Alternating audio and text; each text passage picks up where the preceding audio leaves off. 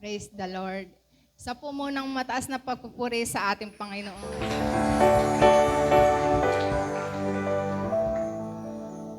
Talagang lubos-lubos po ang aking pagpupuri at pasasalamat sa ating Panginoong Hesus sa ginawa niyang blessing na ito sa akin. Ito talaga yung masasabi kong isang himala pa na ibinigay niya sa akin. Kasi sa totoo lang po sa ganang akin, hindi ko po talaga ito kaya.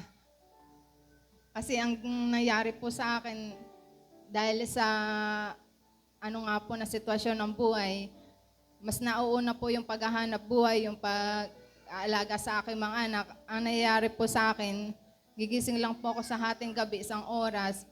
Pag po ako may load, nakakapag-review po ako. Pero pag wala po akong pang-load, gumigising pa rin po ako. Ang ginagawa ko po, pinagbabasa ko po yun ng Bible. Talagang umaasa ako sa Panginoon na siyang kikilos sa akin. Ganun po ang nangyayaring routine sa akin. Basta every ating gabi, gigising ako. Uunahin ko po muna yung pagbabasa ng banal na salita ng Diyos. Talagang sabi ko siya ang kumilos sa akin dahil sa akin sarili, alam kong hindi naman po ako matalino. Pero kung siya ang gagawa sa akin ng favor, talagang walang imposible po sa kanyang banal na pangalan. At ito nga po yun. Ito nga po, nangyari po nung araw ng result. Wala po kasi akong sariling cellphone. Ako po yung nakikibalita lang. Nung hapon po, narinig ko sa namin, sa TV. Ayan, TV namin, sound na lang po, wala pong picture. Narinig ko po, may mga result na po yung bar exam. Hindi, lipat po ako kay Lisel. Sabi ko, Sel, may balita na ba sa natin? Doon sa aming pagpasa sa yung salit. Sabi ni Lisel, Tita, si Tere lang po ang binabati. Sabing ganon. Talagang nandun po yung kalungkutan ko, pero hindi po ako umiyak. Pero pagpasok ko po sa amin, binibisi ko po yung sarili ko na kahit ganyan akong malungkot kasi sabi ko, hindi na naman ako nakalusot.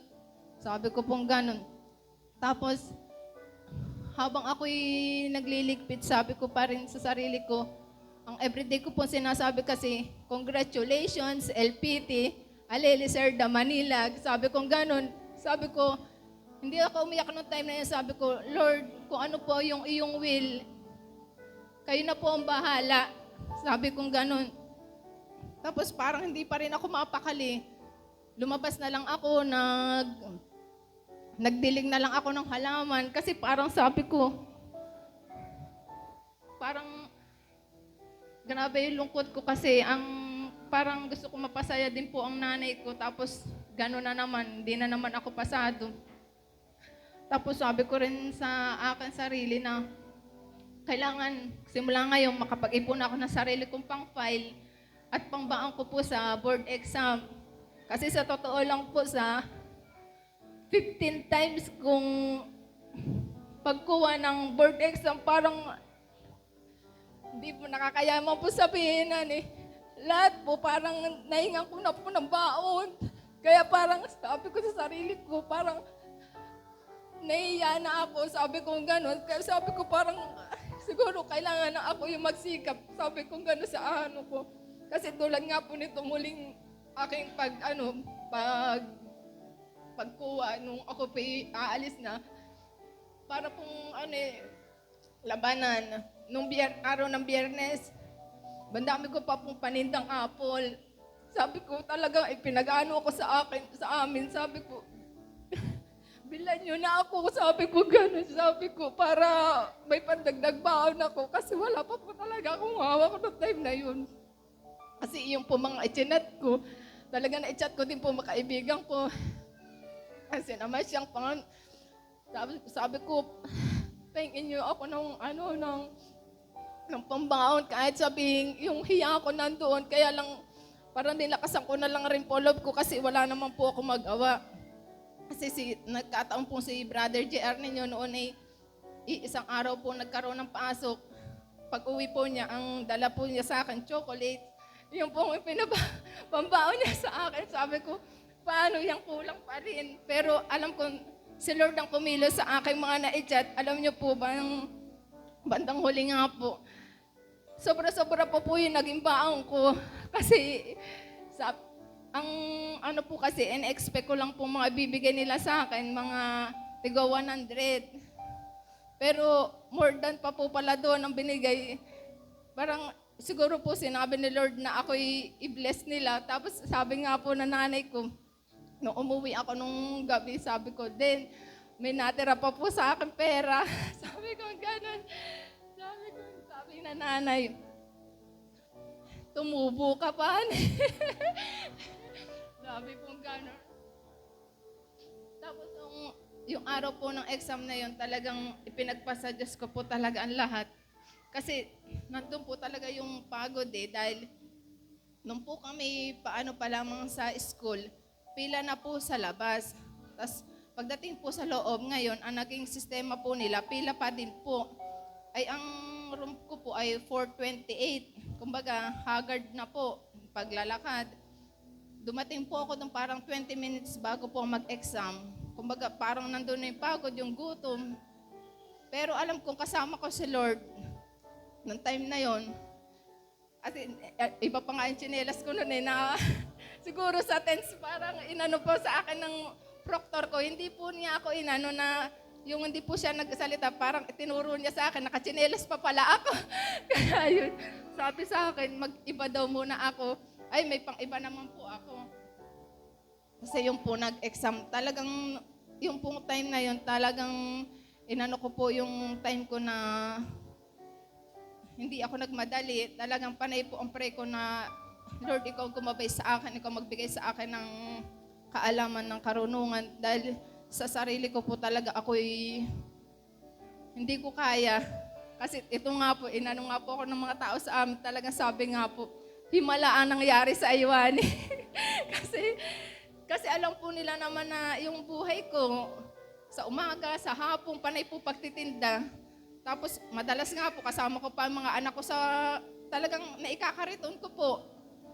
Kasama ko rin po sa pagtitinda ko sina Roy. Pero sikap lang po, alam ko si Lord ang magbibigay na reward bandang sa takdang kapanahunan. Tapos pinanghawakan ko po talaga yung nung susi ni Ate Marlene na may best time para sa atin lahat. Kaya sabi ko, Lord, ikaw po ang kumilos sa buhay ko. Alam kong hindi mo ako iiwan. Sabi ko pong ganun.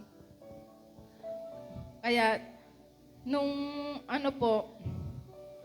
sa mga nagdaang exam ko, talagang nandun yung pagluha ko. Talagang sa tuwing magpe-failed ako, nandun yung aking pagluha na malungkot ako. Pero nung time na yun, nung nga pong Friday, bagamat ako'y lungkot na lungkot, hindi na po ako umiyak. Parang siguro sabi ni Lord, huwag ka nang umiyak sa kalungkutan, kundi mamaya po pala, iiyak po pala ako sa kagalakan. Kasi yun, sabay takbo ni Lisel na, Tita Honey, congratulations din po pala. Kaya sabi ko, bakit? Sabi ko gano'n, kasi sabi nga po niya, hindi nga po ako pasado. Kumbaga parang nandun na talaga yung lungkot ko. Tapos ipinakita po niya, screenshot ni Pastor. Yung nga po Manilag Alelicerda, sabi ko, naku po, praise the Lord, hallelujah. Sabi ko gano'n. Kaya purihin po natin ang Panginoon. Tapos, yun nga po, alam niyo po ba, ang naging epekto sa akin noon, talagang buong magdamag po ako hindi natulog. Talagang kahit ano pong gawin ko, kahit isip ko, basa ng Bible, tingin dun sa screenshot ni Pastor, sabi ko, totoo ba talaga to? Sabi kong ganun.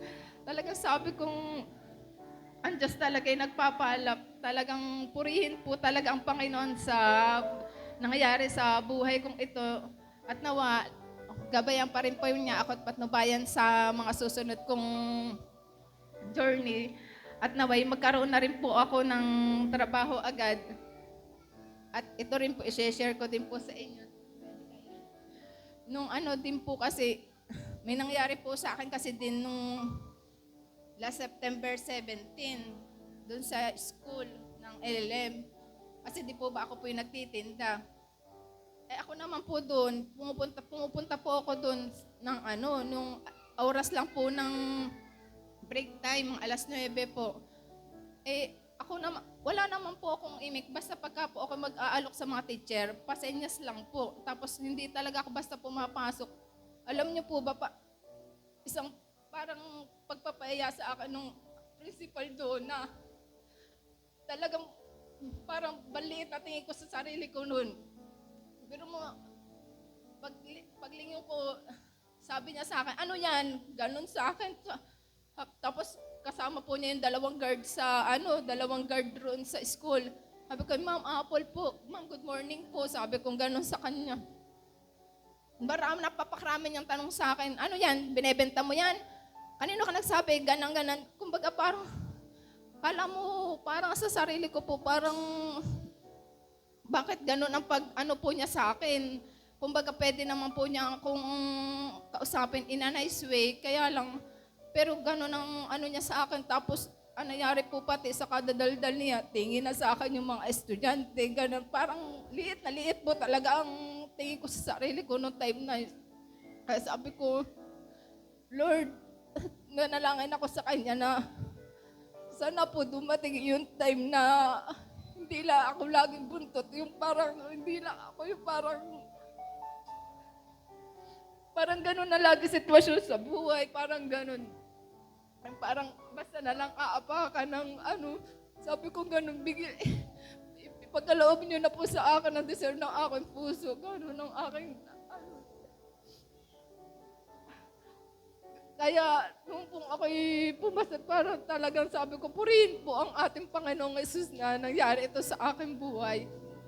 Kaya aanin ko na po, Pastor Rani. At nagpapasalamat din po ako sa ating Panginoong Jesus sa pagbibigay sa akin ng mga magulang na talagang todo support sa kabila po ng kahirapan namin noon sa buhay kasi ang tatay ko po namamasahero sa bangka, ang nanay ko naman po nagtitinda ng isda. Ang naging sistema po namin noon, katulong din po kami sa katulong rin po kami sa pagtitinda. Tapos ako naman po, naranasan ko din po na mga tulong nung mga bandang third year ako kasi parang hindi na po kaya ng mga nanay. Talagang ako po gusto ko po kahit sabihin hindi ako matalino. Talagang gusto ko po makatapos ng pag-aaral at makaahon din balang araw. Tapos yun, dumating po yung time na okay yung bigay sa akin, 500 weekly.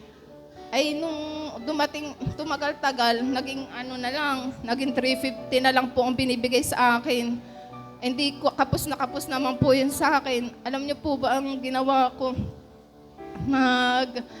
May natitira po akong 200, punta po ako sa palengke. Talagang, ang ginawa ko po, naggawa po ako ng gelatin. Talaga, yun po, hindi po ako nahiya nung magtinda sa aming school, sa mga kaklase ko, tsaka sa mga professor ko. Kaya, nandun po ang pagpupuno ng Panginoon na talaga sinasamahan niya po ako sa lahat ng uri ng aking ginagawa. Kaya, purihin po natin ang ating Panginoon. Maraming salamat po. To God be all the glory. He is the lifter